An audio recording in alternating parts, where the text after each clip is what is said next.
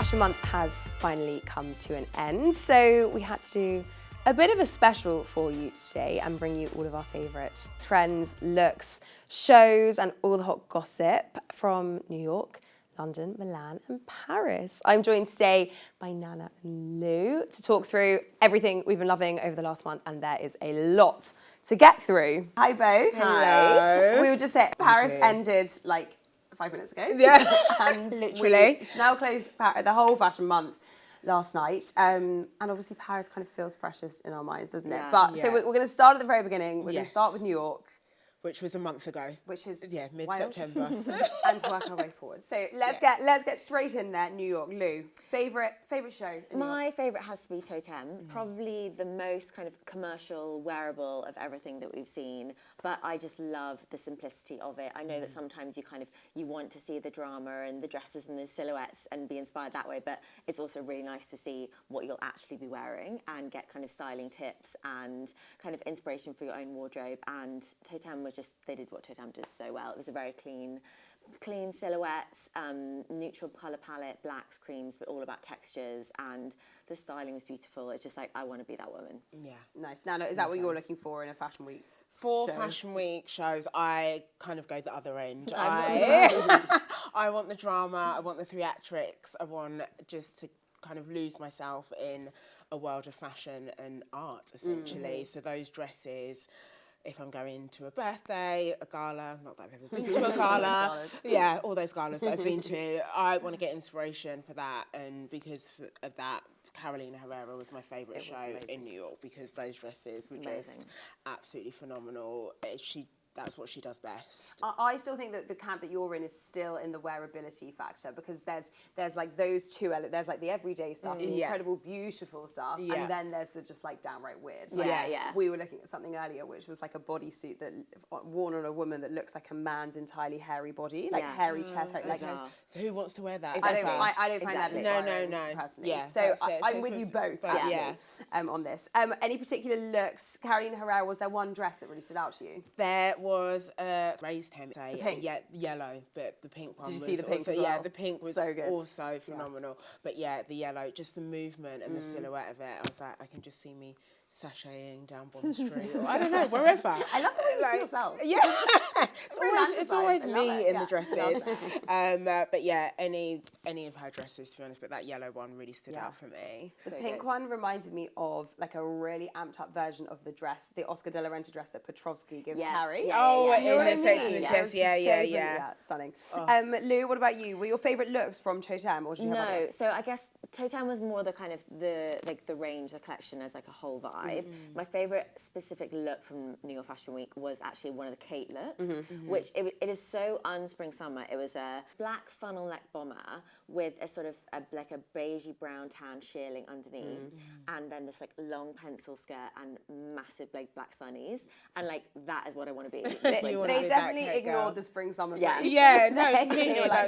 Whatever. We're just going to do like our thing. I did really like the olive. I think it was a similar jacket, but in an olive colour with an olive leather pencil skirt as well, which was the shape on that was so fitted and gorgeous. So I was just on the spring summer thing, I was in Paris with Tamara, our editor-in-chief of SheerLuxe Middle East, and obviously their seasons are so different to ours. So actually I do think that there's going to be a shift. Like jackets was such a key theme of this entire fashion month. And I think there is, the more fashion is globalised and not just for like a Western market and our kind of binary seasons, the more it is kind of blown up. Like, why not show these pieces? Because in certain territories it is wintry at that time of year. Australia, they could wear that. They could wear that. I also feel like sometimes you want to buy something and know it's a kind of a seasonless piece. Exactly. Yeah, exactly. And it's like just a hard-working wardrobe hero from these brands, whatever season it is. Exactly. Especially if you're spending that much on it. Like, you want to know that it can be worn, I feel like you guys are condoning me getting that jacket. That is what is happening. Exactly. If you've got the budget, you go girl. What was yours, Charlotte? I loved Calvin Klein. I loved that show. I thought it was so elegant, kind of like you were saying, pretty much copy paste everything you said about Totem, but same on Calvin Klein. I also love to see the kind of slight renaissance of heritage brands that you know, they've obviously kind of been back in the spotlight a little bit over the last couple of years, but really nice to see that resurgence. Very simple, very, you know, everything that it does so well has always done so well, but just grown up American fashion as well. Like, I actually liked how, this is going to shock you both, but I liked how monochrome it was. Like, I really loved all of the black and white pieces. But also the pink, I've got the pink up in front of me, the silk pink set. So stunning. Oh my God, so stunning. So Like, stunning. it's got the sort of, the cleanness of the 90s American Karen Bessette, you know, dream, and then also some kind of modern drama and some kind of, just it's wearable, but it's chic and it's different. I love that. Was that one was of my amazing. favourite. The white fringing, oh my God, which I think we'll talk about it later, but I think there's been so much fringing oh and so much texture in every city. In every capacity. Yeah, like leather and like feathers, like everything. Let's move on from New York and come to London. I mean, we were at all of these shows actually. We were. Tell me your favourites. Nana? My favourite, I said Richard's Quinn, just for, obviously he puts on such a theatre show, the orchestra. Amazing. I actually wasn't at Richard. Were you there? Yeah. Yeah, it was amazing. Yeah, I was thinking which of us was there. This was Naomi opened it. Yeah, Naomi opened. Yes, of course, yeah. And the clothes were beautiful, not anything I would say kind of like wearable, even if I was going to a gala. It's a bit girly. Yeah, it's a bit kind of pretty, but it's one of those, for me, it's like watching a piece of art walking down the runway. Like, it was absolutely gorgeous. As I said, set was stunning. The orchestra that they had felt like I was in a Disney movie. Like, It's very like fairy tale fashion, isn't exactly. And then Labrum, I also, this is a personal favourite just because my friend Zazie walked in the show. And he also had some really great pieces as well. So they were my two favourites. So good. Yeah. What about you? Erdem is always a fan favourite. I think like it's at the British Museum. I think we were saying afterwards, I think just like the heritage of that brand, like Erdem always has its kind of core identity and it's unbelievably, like, you know, the textures, the silhouettes, like the craftsmanship around that product. But every season it still manages to evolve, but also still stays so true to its heritage. And I think that like just some of the silhouettes, like the tailoring there was so beautiful. It feels of an era, but in like today. Yes, agreed. And I think that's such an amazing skill to have. There was an incredible like black velvet, almost like a tux, with then this short white dress with like this long drapey coming down, and then everyone in flats, which I thought was so cool as well. Cool, yeah. So yeah, Another I one, loved, not for me. Not interesting. yeah, loved Erdem. Yeah, good. What was your favourite? Well, mine was Erdem, but I will pick another one for the sake of content. And talk about Marcus Almeida. You know, we're going to evolve into to talk about certain looks as well. And there was some Marcus Almeida gives you kind of both every season. I find like there's some that's some parts of the collection that will always be quite edgy, quite grunge, which like isn't my look. And then there's some really feminine, beautiful shapes. They showed a couple of pastel colour, like a baby yellow and a blue and a pink. Yeah. Maxi dresses and also sets with like kind of really loose trousers and kind of tops with these huge bows, which were just So beautiful. gorgeous. So beautiful. So pretty, again, so wearable. Yeah, completely. I interviewed them as well, didn't Yes, I? you Just did. at Fashion Week, which was, they were so lovely. And they were just saying the root of their collection always, they go back to the 90s and they're thinking, what are those key pieces? There was like a lot of denim, there was some leather pieces as well. And it's just like, what do we want in our wardrobes that kind of harks back to that time, and now they're moving into the gowns. Yeah, I also think what's amazing about that collection is the styling and the models is so unique. Like a lot of that product, if you kind of take the product in isolation, is very pretty, it's very feminine, but there's like a undercore of like grunge to that look. Like whether it's like big combat boots, dark makeup, and the hair, it's not kind of whimsical, which it sort of could be. And I think that sort of contrast is very like true to Marcus Almeida as well. It's the same in the setting. It's why, you know, it was on like the 20th, 50, 62nd floor of the Lucky Cat. Skyscraper. So, you know, it's not, if comparing it to Richard Quinn, where, you know, it's also beautiful and perfect and fairy tale. This is like was like, urban, lots of bright light, very kind of what's the word, industrial, and then these really pretty pieces. Yeah, it was cool. All And then of their- they also had a baby. I know, walking around. well, all of their models, this is fun fact, all of their models are friends of, it's like friends of the family. Okay. So they've said they've had models that started when they were 16 and now kind of like in their 30s, 40s with so a baby, hence the baby She was walking literally down. carrying her baby, the baby who did not So cry. jealous. Yeah, so jealous. So relaxed. So jealous. And then also they had one friend who was, or a model who was heavily pregnant as well. Yeah. So yeah, all I was friends. sat next to a pregnant editor friend, and I was like, You can see this. we have to talk about viral moments. At New York, I suppose, was a bit quieter. There weren't really any. Yeah. But the viral moments that have come out of the last 3 weeks. Yes. Burberry, I mean, we've got to talk about Patsy and So Eddie. amazing, so Absolutely amazing. iconic. I love whoever is doing the marketing at Burberry, between Patsy and Eddie and Bus Auntie.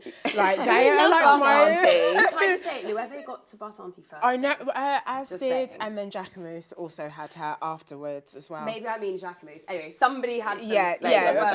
They did, but I feel like she's blown up. She's blown up. she's She blown up has. even more If with you don't know what we're Burberry. talking about, we'll put it on screen. But Yeah. Bus Auntie is a viral, Viral moment. Yeah, she's a person viral who's icon. being adopted by all the big fashion houses to promote their stuff. But yeah, Patsy and Eddie on the red carpet interviewing everyone as they're arriving. interviewing When was it was so just good. Jennifer Saunders doing the interview, Yeah. and then then together they them were sat next to together. each other together. I mean, I was sat You directly were opposite there. them, and it was them next to Twiggy, next to Jonathan Bailey, which is basically, if you're into 90s comedy and It's so Jonathan good. Bailey, Yeah, just thrown in there. Line up, and I literally, I mean, Jonathan Bailey was like this, and I'm not joking. I think I barely watched the show. So I mean, he is the true. It has to be said, that is the best people watching at Burberry, isn't it? Of everyone. You just want to in London, watch the crowds come 100%. in. You know, Elton John was there, and I didn't see him. Yeah, because I remember you saying, "Is he there?" And then I was like, "Yeah, he was." It's that really, you know how you like sort of go and you kind of hang out, but just sort of in your patch. In your area, Yeah. yeah. I should have taken a Really big long walk the round. whole way round. Yeah. It was really short-sighted. Shame. Next time, But did okay, you have go on. a favourite look? Oh, my favourite look. Yeah. Well, I think my favourite was my Marcos Almeida with the big Yes. Gigi Shepherd situation. brand. But also, we were at the Tove show. The fringe, again, back to fringing. Yes. The long fringe. The coat or the dress? The coat. Yeah, so Yeah. good. Stunning. Yeah, so beautiful. There was also a white Tove dress, which was just like the way it flowed. It was Yeah. just like, that is just your throw on summer dress. Stunning. They also they're 2 female designers who know what women want to Yes. wear. Yeah. And yeah, I feel like they nail every time. Which is the theme we will come back to in a minute when we talk about Milan. Now, I have to. Mine was the Simone Rocha look one. Oh, sorry, Simone Straight- Rocha was beautiful. I Yeah, forgot about that. straight out of the bag. which one was the look one? Look one was the sequin, again, drop hem Oh, yeah. dress, but also had a lot of kind of volume at the side. Yeah. And I was just like, again, wear it to a gala. Yeah, This all gala of that I'm the, You gotta doing. find yourself some galas. I know, literally. the No, accessories. I actually probably wear that to work, to be honest. Yeah, do well. The accessories at Simone Rocha were particularly amazing. Like Yeah. the jewellery was incredible. I mean, Simone Rocha just kind of like more and more, isn't it? Yeah. Yeah. And yeah, I think it was really cool. It was really beautiful. Yeah, beautiful. So beautiful. Loved her. So, Right. On to Milan. On to Milan. right. So I just like Paris is obviously kind of the one these days. Like Yeah. we won't get into now sort of the rant about like Right. why that's happened. We can talk about that Yeah. on the podcast perhaps. But you know, so many designers from all over the world, even if they're Flock. kind of home, Yeah. their home turf is the other weeks, end up showing in Paris. It's kind of the biggie. But I feel like Milan really showed up this year. Yeah, Really, they really did. good. I think it had a lot to do with obviously all of the movement of creative directors. Yeah, 15 Like- changes this season. Yeah. That's new what. creative That's a directors. Hunger Yeah. Games of creative It directors. really is. Yeah, It really that is. is kind of unheard of. And then also you had, unfortunately, Giorgio Armani passing away. So I think that became like a Yes. big moment as well. But yeah, there's a lot to talk about from Milan as There is. well. Can we Beautiful. almost start with some of the viral moments, kind of Yeah. get those out of the way? We've got Yeah. to start by talking about Gucci because that was one of the first shows there. Yeah. Demna's first show Was at it- Gucci. yeah. I had to say, Yeah, yeah. it's every time I'm like, oh, I got that right. You're like, is it- Demna's is it- first- no, Demna it is was at Demna's. Balenciaga. Yes. He's now gone to Gucci. And when I say show, I mean, it wasn't It wasn't a show. No, it's It like wasn't a- a show. It was a film. Yeah. And then he released some stills, essentially, like Yeah. some pictures. And that was it. That was it. That was it. Yeah. I do like the mix-up of that. Like, Totally agree. You know, switching up that formula, like, obviously, there are also people who are at these shows for, like, weeks on end to have something different to see. You know, just to mix it up. Like, the film was beautiful. Yeah. Starring Demi Moore. Yeah. Had a great cast. Insane. And just another way to show the product, and I guess talking about it being wearable, showing it in real life, showing it kind of how it kind of comes to play, not on just the same models walking out. So I think it's really, really interesting to have that, and I really hoped we see more. Obviously, we've seen kind of really interesting like installations and different things like that happen in shows. Presentations, but I'm intrigued to see how maybe, big designers do Yeah, it. I completely agree. Sometimes I sit there and watch the shows and just think, this is like the same way they showed fashion in the 30s. Like, literally people just walking up and down, just posing and done a runway. It hasn't evolved at all. Yeah. And I think post-COVID, I think we thought there would be more of a shift into things like this. Yes. So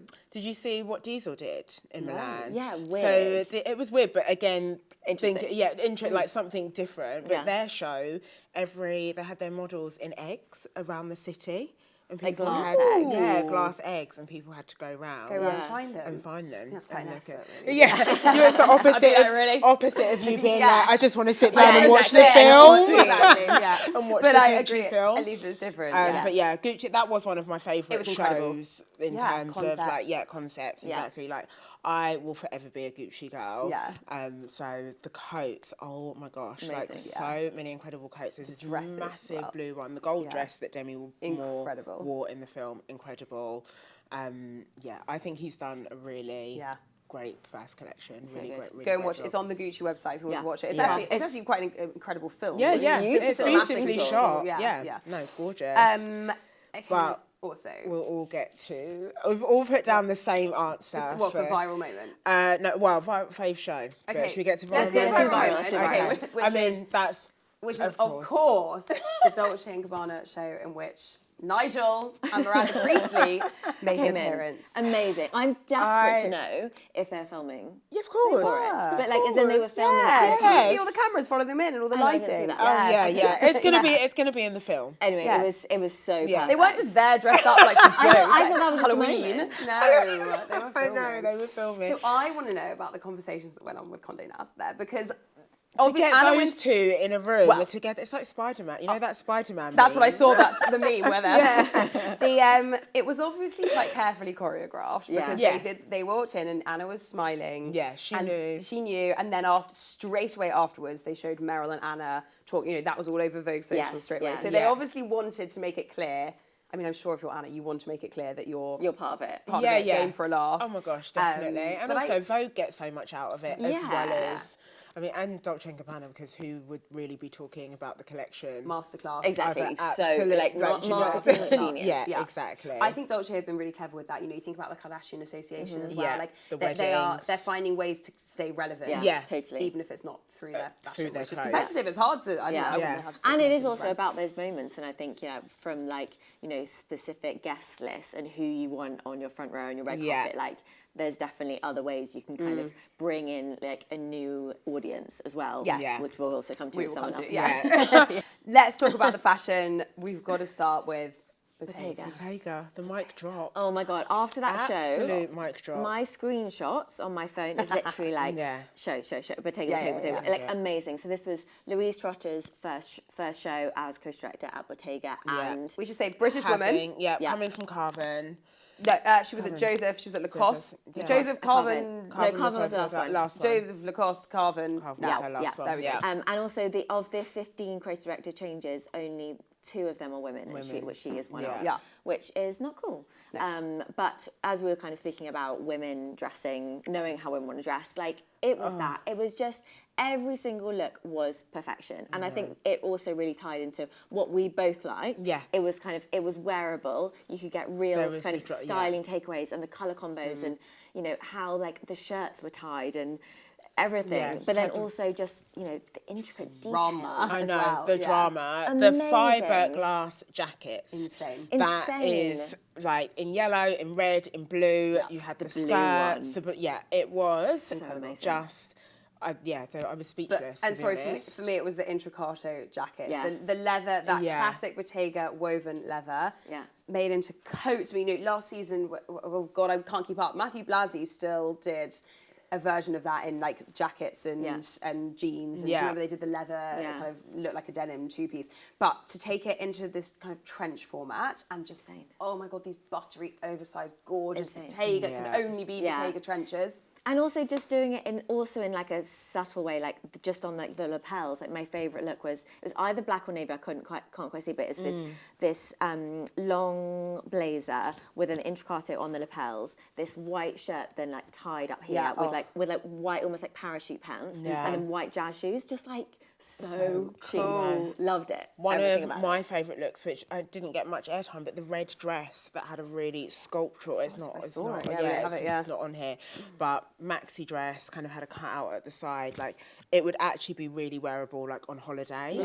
And I just loved like she had so many. And also just every look brought something new and then like a slightly tweak on the aesthetic, but like a really clear narrative and just something very much Bottega for everyone. So Bottega, amazing. And I think that's well, we'll have this debate, I think, when it comes to Chanel, but I think, you know, that with all of these creative directors, the challenge for that, and perhaps there are people at home kind of wondering why it's a big deal, but the challenge for them is to kind of imprint their own mark as creative directors, as designers, but also remain true to a brand's heritage or, you know, identity, the idea of a brand, and kind of what makes it unique and what makes it sellable. Marry the two together. Yeah, because these are commercial brands. They have to sell. Otherwise they're not going anywhere. So that has to be, and I think that is finding the that balance between the two and kind of igniting a buzz in the industry and kind of it feel new and interesting, but also know that is going to sell. That's super important. Agreed. A lot of boxes to tick. Like, totally. like you said, it's so much pressure. It's so like would not want that job. When you got to Loewe and you were like, I saw Jonathan Anson having a smoke. I'm like, not surprised. Of course he was. Not at Loewe. Dior. He's moving on. Can't keep up. One kind of positive I think about the lack of trends is the diversity of styles and colours in particular. There was so much in the neutral camp. There was also so much colour. Can we talk about Prada? And the colours, the block colours, the primaries. Versace as well. I don't know if you saw that shirt. That was all like very 80s, all very block colours. And obviously for spring, summer, you do associate it with getting a lot of colour, which we did get. But like you say, great if you're a neutral girly as well, because that's all in there. Something for everyone. Goes back to you saying seasonless dressing, essentially. But I think Attico down here as well. I did love that show. Attico was really cool. Really good. They had really great shoes, really great accessories, and I just loved those girls are so cool. Again, female founders. We love it. Okay, Paris, it's the biggie. Where to even start? I think let's start at Saint Laurent. Which was the first. We'll start at the very beginning. Start at the very beginning. That set for me. That setting is the setting. So for anyone that hasn't seen, Saint Laurent did a show that was in the shape of the logo. The logo, for a start, if you saw it from above. For those that were watching. Have you not seen it? People who were up the Eiffel Tower at that time didn't see it. Yeah, it's an amazing bird's eye view. Yeah, incredible. So in front of the Eiffel Tower, loads of cream hydrangeas everywhere. Like, it was just beautiful. And then you get onto the fashion. I saw a meme that says, I want a man to be as consistent as Saint Laurent. And I was like, there you go. So that is what I want. The first 15 looks are just like entirely what I want my wardrobe to be. Like those leather jackets. I was actually lucky enough to go to see a re-see of the collection 2 days after. And the leather jackets are just amazing. The shape on them, that kind of cropped, but like the big sleeves and the big shoulders, like buttery soft. And then these shirts, like thick kind of poplin, like so stiff, but with these big bows. And I've got like a teeny tiny bow shirt like that. And I was like, can I exaggerate it in some way? I want to make it bigger. I feel like I need to like wrap extra white scarves around it to make it big. But like, and then like the pencil skirts and the massive sunnies and the heels, like the heels for me, insane. Oh my God, but also the kind of the floaty dresses as well, the incredible maxi long sleeves, long skirts, drama. Like it could be your entire wardrobe for every occasion. Totally. Completely. And the kind of shape, it was almost like a parachute material as well. And those kind of real like jewel tones, but like it was literally like black and white and leather, and then like the jewel tones was real too hard. So true. So amazing. And also like the big viral moment was that Connie Baby was there. This is not that interesting. That's not the, I'm not. Neither of you guys are in this camp. He was at Calvin Klein, and He I was. did think of you when he was also at COS. he was at Calvin Klein. Oh, he was. Yeah. Yes, he was. He's been doing the rounds. Yeah, he was at COS. This is for anyone who doesn't know. This is Conrad from the Summer Conrad Express. Fisher from the Summer Pretty. And if we're talking about sort of bringing a kind of viral, like, well, he was like a viral star Moment. to the show and just like another audience. And yeah, he looked really cool. Yeah, but even Hailey Bieber's outfit as well for that show. Oh my God, her legs. Her legs. Holy Imagine being able to wear something that short. I know. I really want butter yellow lace shorts, and again another funnel neck type jacket. But I think what I actually really want is her legs. Yeah. More than the shorts. I mean, So- I'm working on that. Yeah, we're trying. Yeah, we're trying. So yeah, that was a standout. Amazing. Yeah, definitely So a amazing. standout show. What else? What other standout shows do we have? Should we talk about Dior? I mean, you weren't a fan. No, unpopular opinion. Like, Oh. beautiful. Yeah. But I didn't quite get how big of a hype it was. Well, I think obviously the reason it was hyped was kind of what we've been talking about consistently. Yes. Is Jonathan Anderson, who's it's one of the biggest jobs in fashion. Yeah, having being Dior creative director, and he's just left Loewe. Still got JW Anderson going on the side, but has come to Dior. So part of the hype, obviously, was what is he going to do? He was so kind of lauded for turning Loewe around and for what he did there. So obviously, part of that was the hype. And I think, and this is my theory with Chanel as well, people are just really happy to see them not F it up. Yeah. Like, I think as long as the collection's good, people are like, okay, we like it, we love it. You can like breathe a sigh of relief. Exactly. And he's also creative director of both men's and women's, Yes, which is also a really big deal in that's that. So huge. yeah, I totally get that. Just like the collection itself didn't move me. I thought it was beautiful, but it just didn't kind of get within me. Okay, so it did move me. There were some bits that, I don't know, we were sort of messaging We were, the whole way we through. were on our WhatsApp chat, our Yeah. fashion girly WhatsApp chat the whole time. I thought I didn't like the denim. I didn't like the short denim skirts, the pussy bow blouses. Not big enough. Should have been more subtle.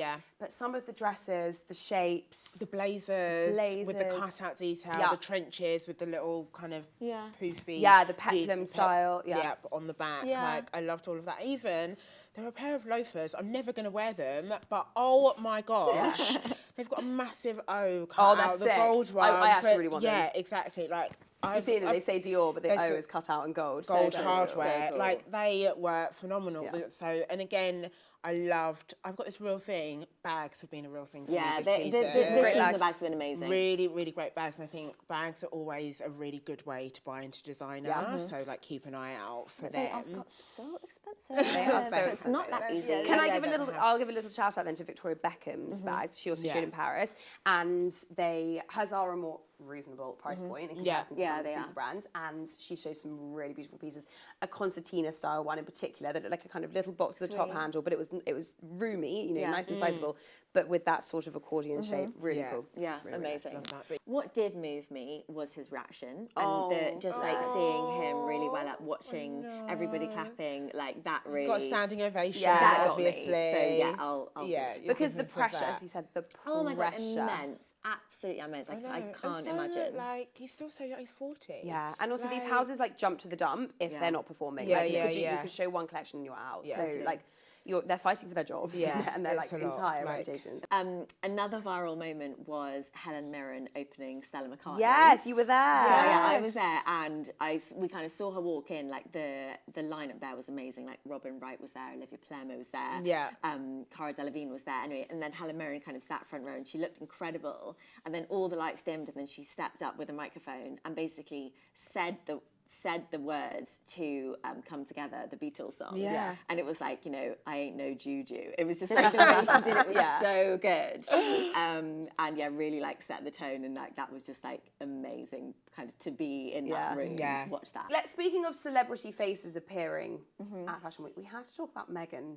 Meghan Markle was dropping Duchess in of at Sussex, just popping down. in at Balenciaga. Balenciaga. No one knew was going to happen. So several things about Balenciaga. Obviously, this is Pier Paolo's first collection at Balenciaga, having come from Valentino. Again, hugely celebrated. He created the Valentino pink that everyone was so obsessed with. Barbie pink. Barbie pink. And he's gone to Balenciaga, which has been under Demna. Yeah. Remember him? Gucci. He's now Gucci. Try and keep for up. a long time. And Demna is, an edgy guy, to put it simply. So to get only the 5th ever standing ovation from Anna Wintour. It's insane. And also 3 of which have been for Pier Paolo. Yes. Which is so fascinating. So She's interesting. obviously a fan. Valentino. That is incredible. Yeah. But also, what I loved about Balenciaga, because it had, under Demna for me, it went a little bit too edgy. Yes, exactly. And this collection to me felt very wearable. Yeah. Also, the big skirts. I think big skirts is definitely, you were talking about trends, but that is definitely one trend that I've seen throughout all of the shows. Big maxi skirts. But almost from like a, sorry, I was saying in an evening capacity. Yeah, completely. But still really wearable. Like you could have that with a jumper, you could have that with a silk cami, and it would just look like phenomenal. It looked so beautiful. But yeah, they had a really great, I think it was like a green one. Also, I have to talk about my favourite look, Stella McCartney, because you were there. The big blue one, the fringing. Fringing again. I mean, I'd want to wear it to Tesco's, but not that wearable, but just one of those pieces that to me is a complete work of art. Yeah, the fringing detail everywhere. They had it in dresses and bags as well. Really, really short kind of tops. It was amazing. And the tailoring there. Like, to me, that is what Stella does so unbelievably well. Like, I want a Stella suit. Like, they were amazing. Yeah. So amazing. Incredible. Actually, also at Gabriella Hearst, they had loads of amazing textures. Laura Dern actually opened that show in this beautiful gold kind of 3D embellished scoop neck dress. Cool. And just so many amazing, like the fringing as well. There's this beautiful kind of knit fringe with like kind of knitted dresses is what Gabriella Hearst also is known so well for in separates. And beautiful like long line with then kind of like fringing up here, just so beautiful. Also B-Core. I'm not sure that gets enough love. Like I say, so there's a lot of naughty brands out there, and she is not one of them. Missed him at Milan, but Ferragamo. Yes. What Maximilian, amazing. the fringing that was there was also so beautiful. And I think that's like a new way.